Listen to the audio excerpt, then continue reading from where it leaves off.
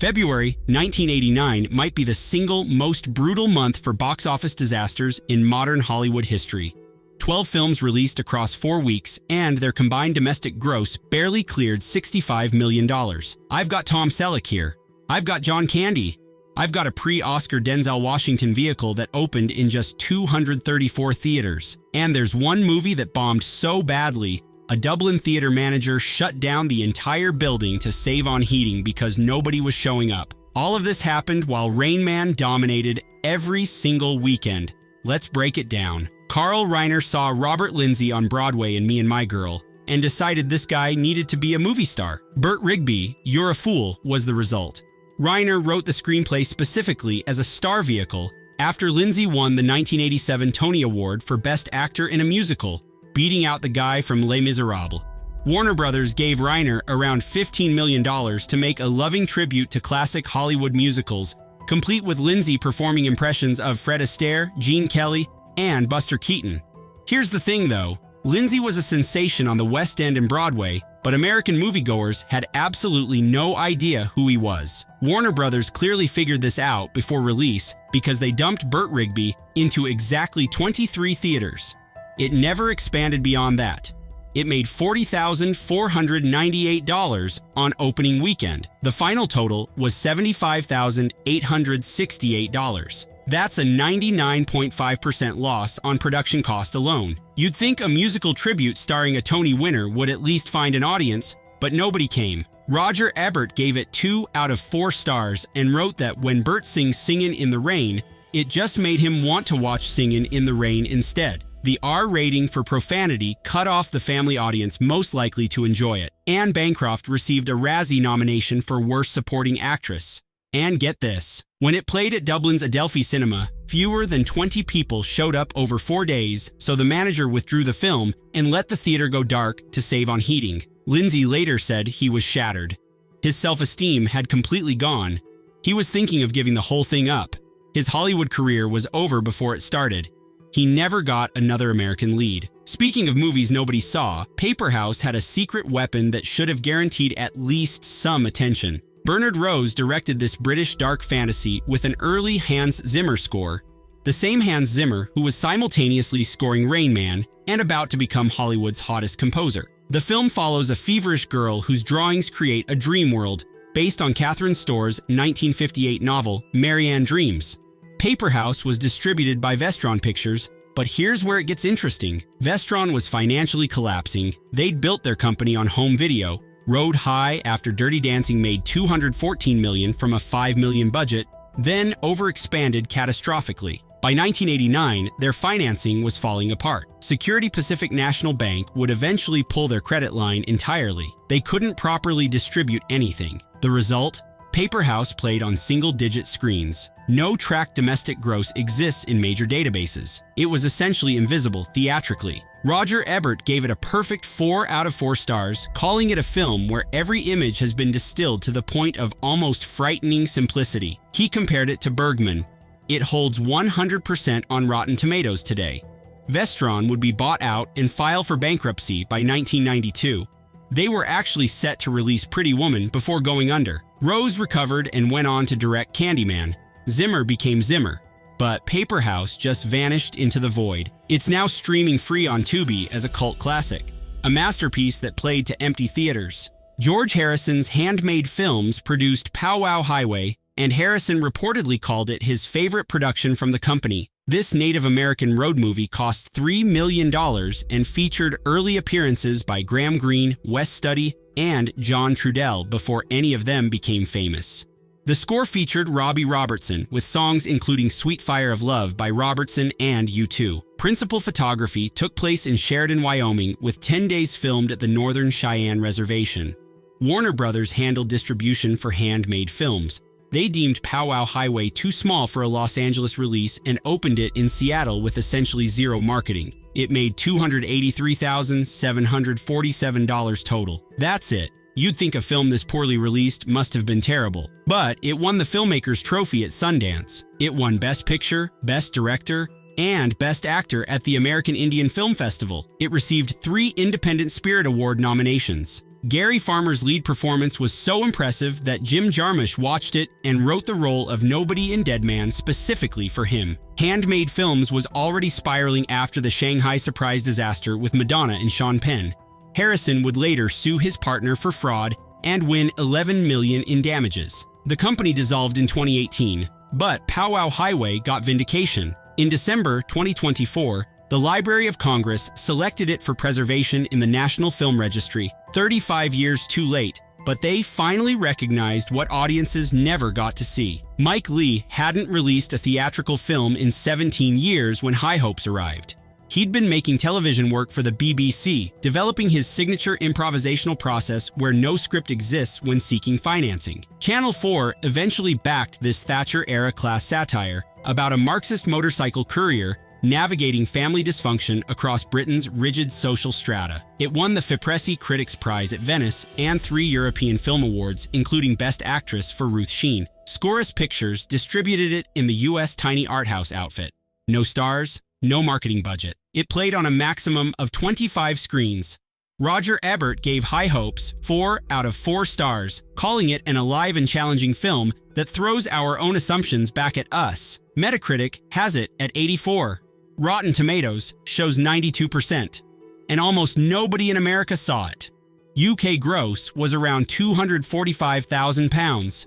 US gross wasn't even tracked by major databases. Leigh would go on to make Naked, Secrets and Lies, which won the Palme d'Or, and Vera Drake. Cast member Leslie Manville later earned an Oscar nomination for Phantom Thread. This was the beginning of one of cinema's most important careers, and it happened in front of empty seats. Cannon Films was dying, and American Ninja 3 Blood Hunt proved it. The franchise had already dropped 62% from the first film to the second. Original star Michael Dudikoff refused to return for the third installment because he objected to filming in apartheid South Africa. He was firmly against the movement and government in that country. Kurt McKinney was offered the role next and also declined. David Bradley stepped in as replacement. More convincing martial artist, less charisma, Cannon gave them a low budget and hoped for the best. The film was shot in South Africa despite the controversy and featured the standard Cannon formula of cheap action and minimal plot. Opening weekend was $222,252 in 140 theaters. Total domestic gross was $902,152. That's a 91% decline from the original American Ninja. The franchise was dead. No Rotten Tomatoes score exists because critics simply ignored it. IMDb users rate it 3.8 out of 10. Steve James remained the only bright spot. Fans argued he should have been promoted to lead. He'd been a Cannon Films mainstay throughout the decade, appearing in The Exterminator, all 3 American Ninja films, The Delta Force, and I'm Gonna Get You Sucka. He passed away in 1993 at 41 from pancreatic cancer. He'd been cast as Jax in the Mortal Kombat film. Lloyd Kaufman and Trauma Entertainment filmed so much footage for their Toxic Avenger sequel that they split it into 2 separate movies. The Toxic Avenger Part 2 was the first half of that mess, partly filmed in Tokyo, Japan, an experience that inspired Kaufman to later conceive Sergeant Kabukiman NYPD. Budget was $2.3 million. The original had made over $15 million through all channels despite minimal theatrical release. This sequel opened in just 15 theaters to $28,950. Total domestic was $792,966. And it earned something rare, a perfect 0 on Rotten Tomatoes. One of the few films to achieve that distinction. Critic Luke Y. Thompson wrote that everything is still in place, but nothing quite works. The production was chaotic. Original Toxie actor John Altamura was fired after threatening staff members. Ron Fazio took over when production moved to Tokyo. Both actors appear in the finished film.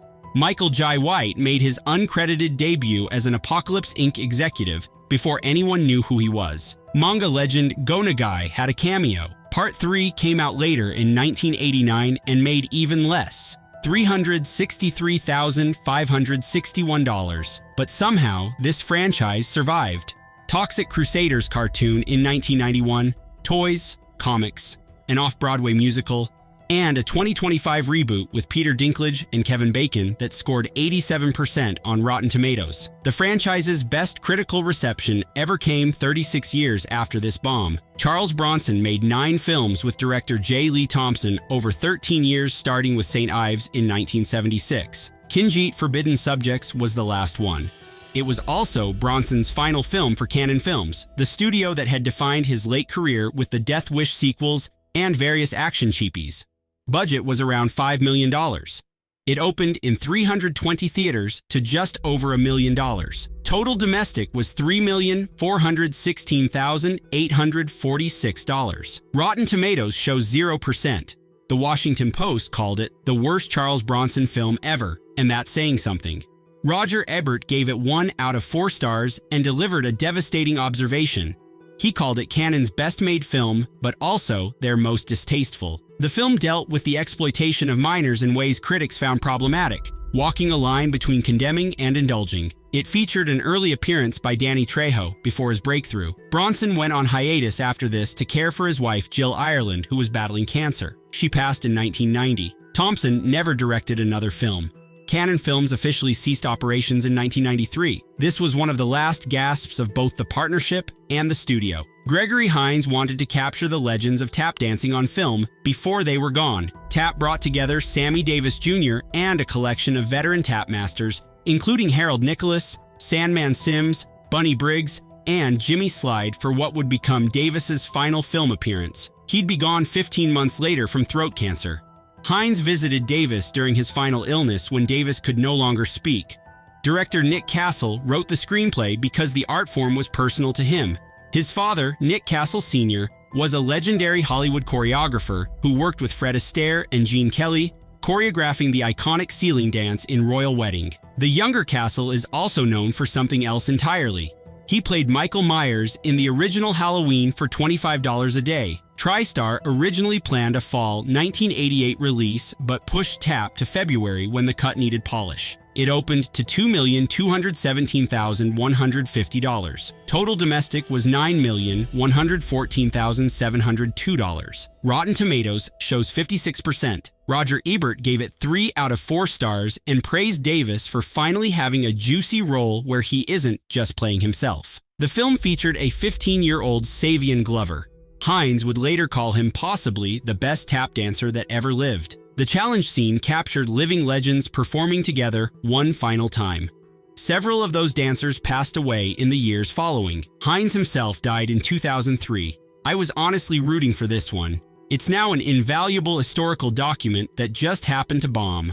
Denzel Washington had just earned an Oscar nomination for Cry Freedom, but there were persistent doubts about whether he could become a major movie star. For Queen and Country, his first true starring vehicle, had attracted little audience.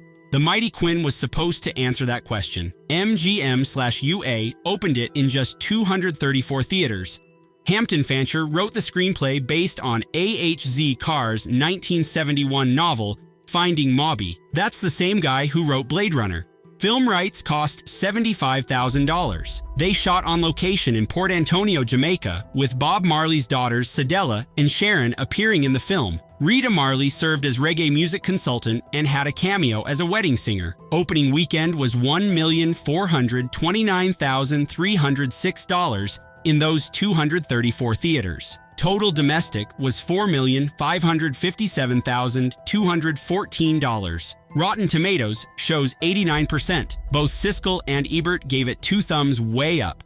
Roger Ebert gave The Mighty Quinn 4 out of 4 stars and put it on his year-end top 10 list for 1989. He wrote that Washington creates a movie star overnight in this role, calling out his reserves of charm and offbeat humor. Vincent Canby said Washington could be the first black matinee idol since Sidney Poitier. MGM/UA was languishing at the time and couldn't be bothered to give it proper distribution. 10 months later, Glory won Washington the Oscar for Best Supporting Actor. Bob Dylan later wrote in his autobiography that Denzel was exactly how he imagined the character when he wrote Quinn the Eskimo. The movie that proved Denzel was a star played on 234 screens while Rain Man dominated everything. James Woods and Robert Downey Jr. delivered the best reviewed film of the entire month. True Believer holds 96% on Rotten Tomatoes from 23 reviews. The Rotten Tomatoes consensus calls it a compelling mystery with powerful performances from a pair of well-matched leads, and it vanished in 3 weeks. Columbia Pictures released it.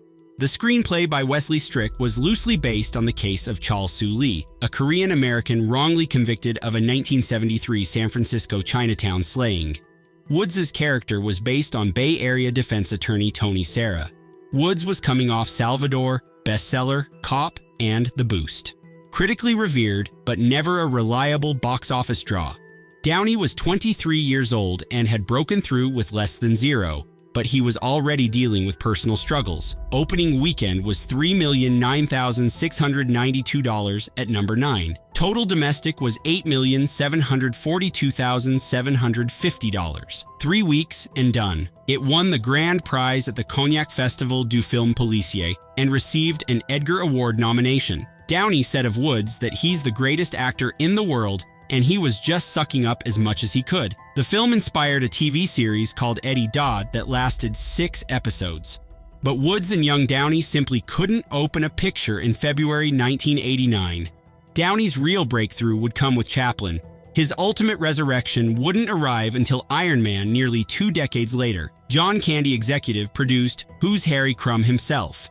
This was a significant personal project. Director Paul Flaherty was a writer on SCTV, the Canadian sketch show where Candy became a star. Flaherty's brother Joe, also an SCTV cast member, has a small role in the film. John Hughes suggested the casting of Jeffrey Jones after directing him in Ferris Bueller's Day Off.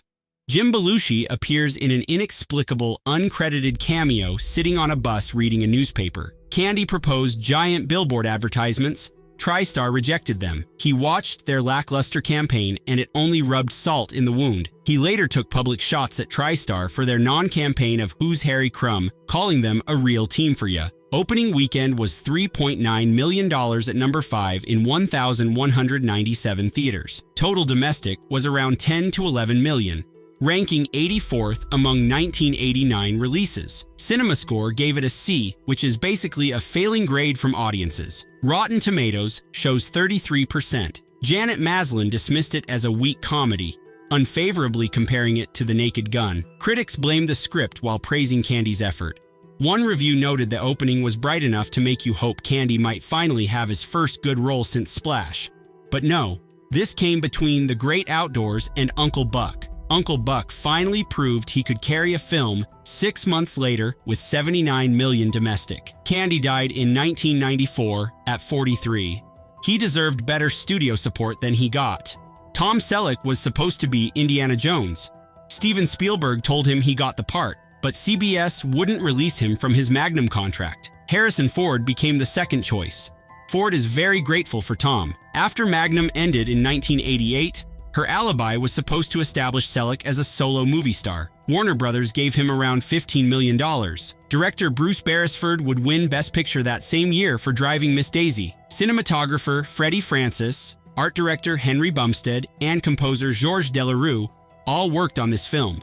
Selleck had just come off Three Men and a Baby, the biggest film of 1987 at 167 million domestic and the first Disney production to cross 100 million. Opening weekend was $5,037,047 in 1,429 theaters. Total domestic was $18,699,037. Rotten Tomatoes shows 17%. Metacritic has it at 24 out of 100. Roger Ebert gave Her Alibi half a star.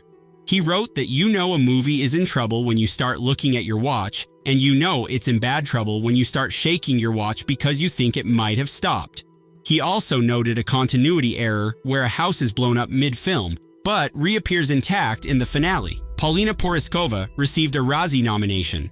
Here's the thing though, Selleck and Poriskova allegedly developed such a difficult working relationship that by the end of filming, they refused to be in the same room.